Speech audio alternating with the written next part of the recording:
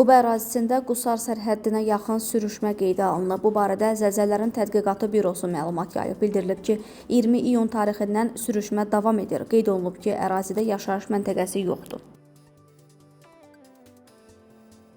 Bakıda restoranda ölüm hadisəsi baş verib. İyunun 20-si saat 22 radələrində 1958-ci il təvəllüdlü paytaxt sakini Qızxanım Hüseynova Atatürk prospekti 69-da yerləşən Lido restoranında qəfil vəfat edib. Onun ürək çatışmazlığından həyatını itirdiyi bildirilib. Araşdırma aparılır.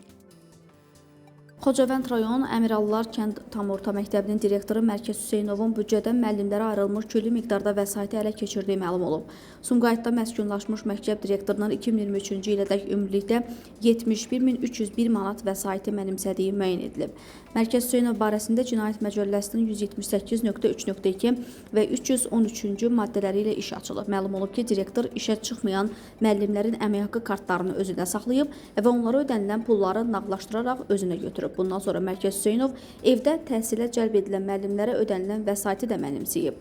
İstintaq müddətində Mərkəz Hüseynov büdcəyə vurulmuş zərəri qismən ödəyib. Sumqayıt Ağır Cinayətlər Məhkəməsi onu qeyd edilən maddələr üzrə təqsirli bilib. İşdən çıxarılan direktora sınaq müddət təyin edilməklə şərti cəza verilib.